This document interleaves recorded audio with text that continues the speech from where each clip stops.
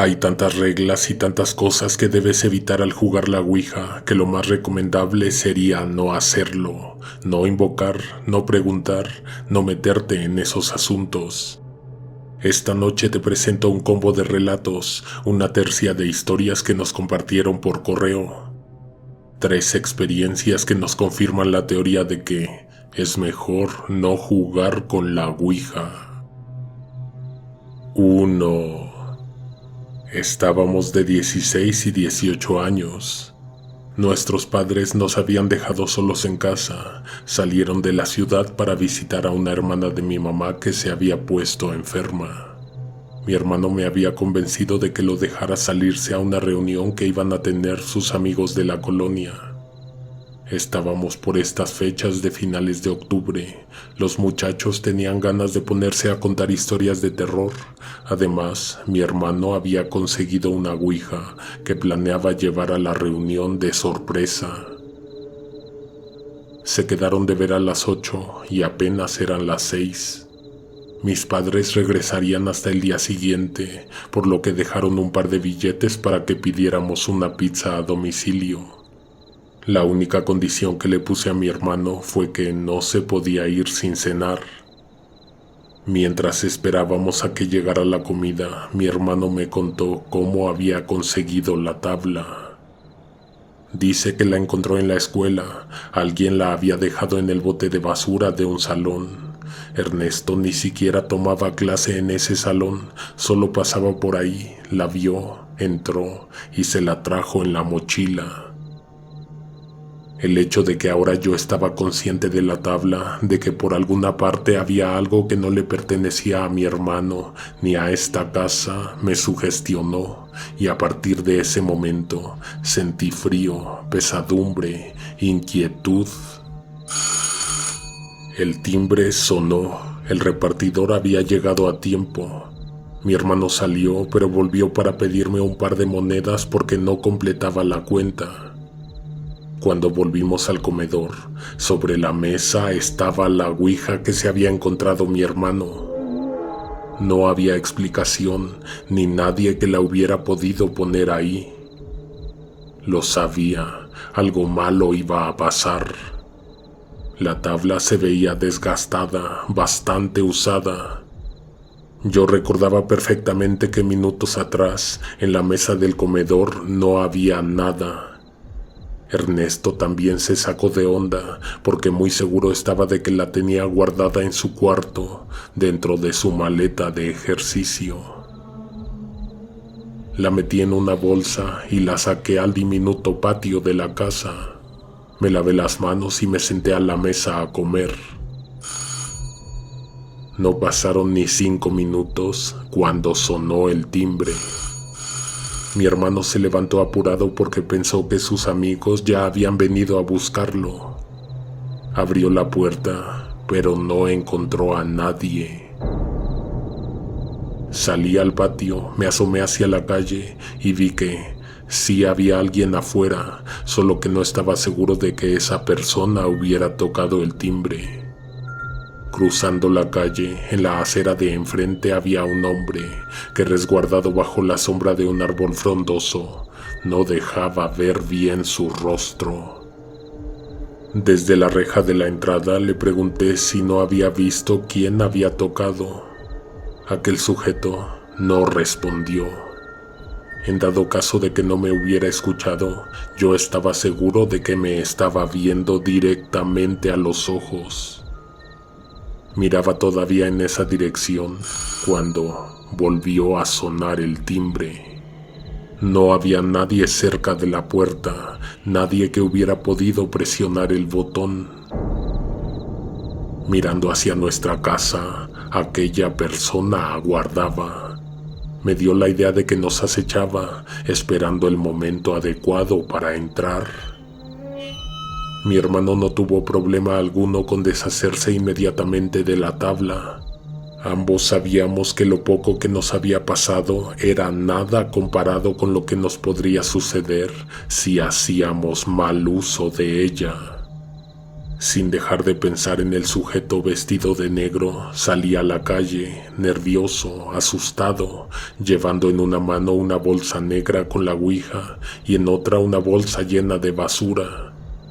Dejé ambos ante la puerta para el recolector que pasa de madrugada. Al momento de aventar la reja y poner la traba, el hombre bajo la sombra del laurel bajó la acera y atravesó la calle. La farola de la esquina iluminó su cara, o lo que quedaba de ella. Te juro que no tenía boca, apenas la silueta de una nariz y un par de ojos completamente negros que lanzaban una mirada pesada. En contraste, su piel era grisácea y pálida. Traté de volver a la casa corriendo, pero no podía dejar de mirar hacia la calle, por temor o curiosidad. Justo iba a cerrar la puerta cuando vi que aquel sujeto se paró frente a las bolsas de basura. Se agachó y escarbó, indiscretamente despedazó las bolsas para sacar la tabla. Cuando la tuvo entre sus manos, volvió a la calle, la atravesó y caminó por la otra acera. Mi hermano esperaba atrás de mí, intrigado por saber qué era lo que yo estaba viendo. Le pedí que guardara silencio y que se acercara. Ambos caminamos hacia la reja para ver a dónde se dirigía esa espantosa persona. Sin dudarlo, ese hombre levantó un pie sobre una jardinera, trepó las rejas del número 16 y de un salto cayó al interior del patio de aquella casa. El hombre se incorporó inmediatamente y luego giró, miró hacia la calle, hacia nuestra casa. Ernesto y yo volvimos al interior y cerramos la puerta. Eso fue todo lo que supimos de la tabla. Minutos después mi hermano se fue a la reunión con sus amigos, a quienes les contó lo que habíamos visto, pero no le creyeron. Tratando de convencerlos, los trajo a la cuadra para comprobar, mostrándoles que en una casa vecina había un sujeto extraño. Claro, en caso de que siguiera ahí. Al principio no lo vieron y hasta algunos de ellos se acercaron demasiado y se asomaron al patio. Luego se encontraron con que el hombre sin rostro los miraba desde la azotea. Nadie nunca supo quién era o qué hacía ahí, pero creo que tú ya estás haciendo tus teorías. Historia de Ricardo Olivares. 2. Me perdí el momento en que Natalia sacó de una pila de juegos de mesa un tablero de madera, una ouija escondida entre las pertenencias de su padre. Cuando llegué a la casa de mis primas, las encontré con las luces apagadas. Estaban tan seguras de que nada iba a pasar que hasta quisieron ambientar la casa para provocarse a sí mismas y a los demás invitados algo de miedo. Del piso de abajo solo estaba encendida la lámpara de la cocina.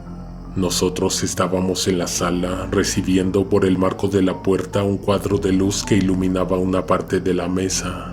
Lo demás estaba en penumbras.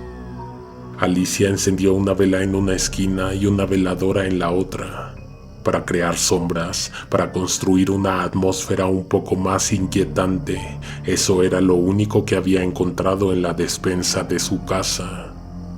Inmediatamente noté que ninguna de ellas le daba la importancia a la tabla, ninguna de ellas tenía idea de lo peligroso que era ponerse a jugar con eso. No imaginaban el riesgo que supone invitar a tu casa a un extraño. Alicia decía que esas eran puras tonterías, pues antes había hecho preguntas y nunca nadie le contestó. Pero esa noche fue distinto, solo que ella no puso atención para darse cuenta. Ahí solo estábamos mis dos primas y yo. Las amigas de Natalia llamaron para decir que ya se habían subido al camión y venían en camino. Mi hermano también nos alcanzaría después. Pasó hace 3 o 4 años. Suena tan extraño hablar de las reuniones que solíamos hacer en casa de mis primas. En fin, esos eran otros tiempos. Alicia se puso de rodillas con la cara frente a la tabla. Llamó a su hermana para que se sentara a su lado y discretamente la oí murmurarle algo al oído. Hicieron un par de cosas que me pusieron a creer que lo que pasaría a continuación lo tenían ensayado. Antes de comenzar, ambas me lanzaron una mirada maliciosa.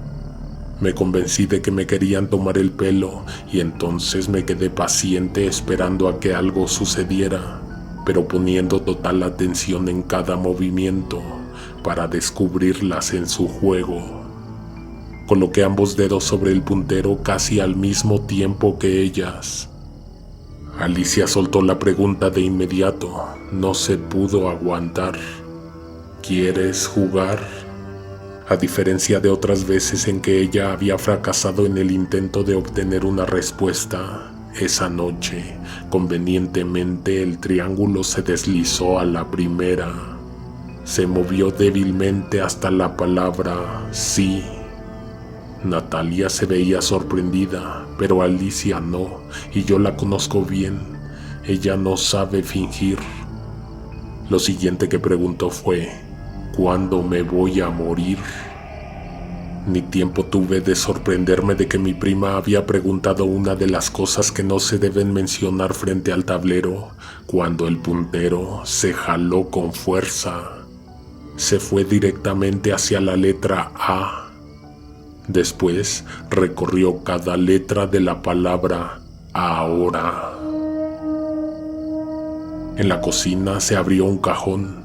Poco después, un objeto metálico cayó al suelo tintineando y rebotando por unos instantes. Era un cuchillo. De un momento a otro dejé de pensar que se trataba de una broma bastante elaborada. Vi la cara que tenían.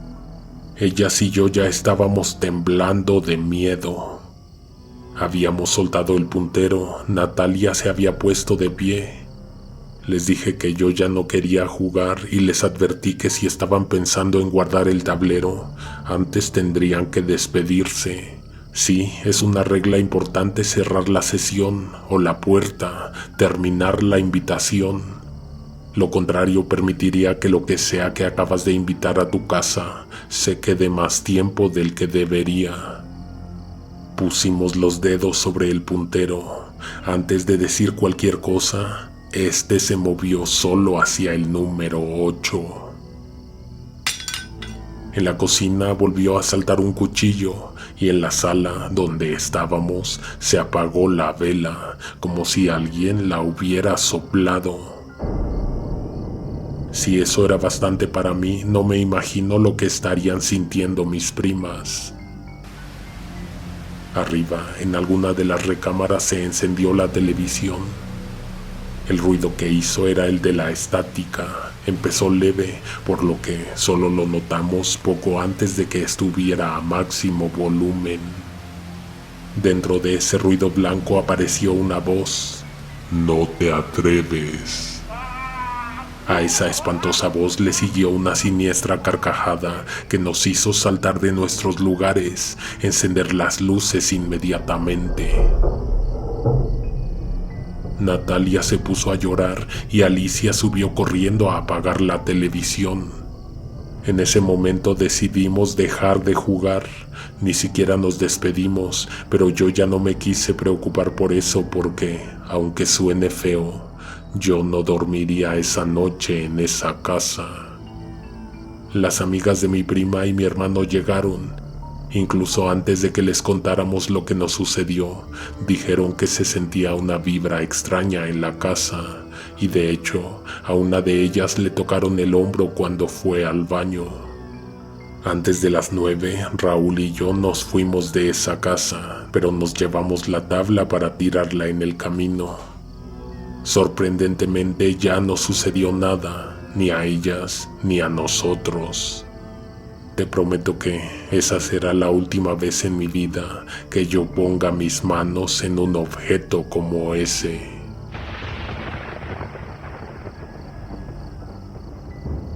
3. Durante varias semanas nos quedamos sin las clases de inglés.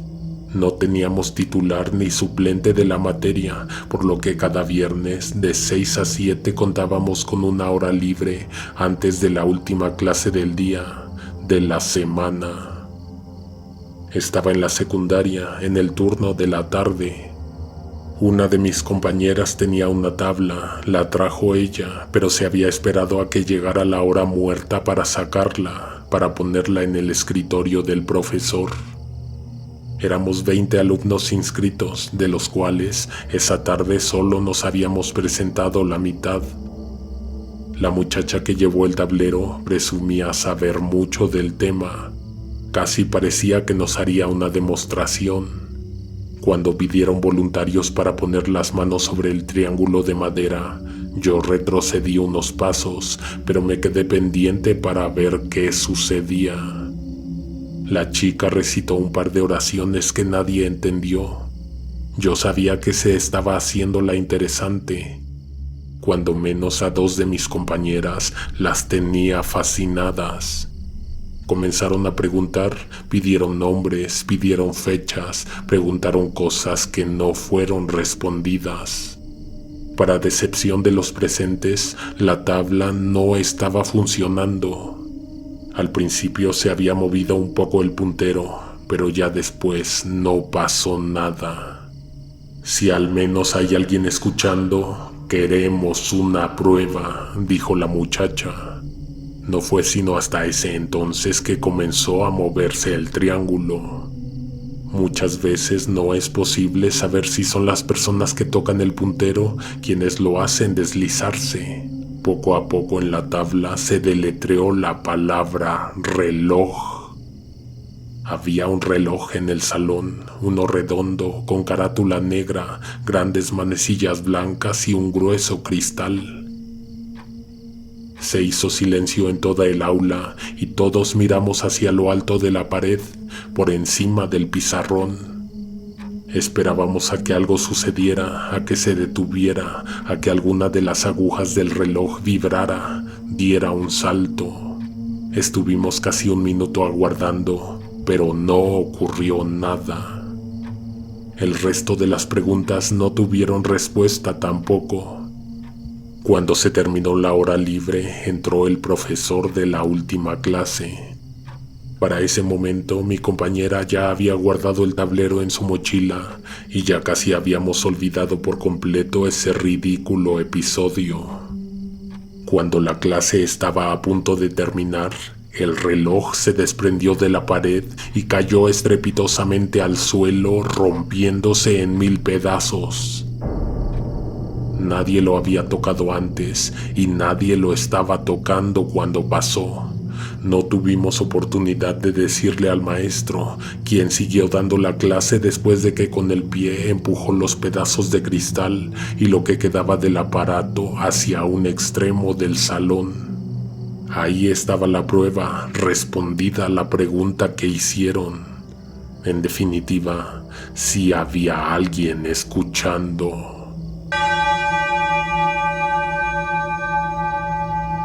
El peor o el mejor momento para jugar la Ouija es el mes de octubre. Se cree que todo lo que nos rodea está más susceptible por estas fechas. Los portales se abren más fácilmente y los entes que los atraviesan conversan más. Nos escuchamos pronto con el volumen 2, un especial del mes de octubre en nuestro canal.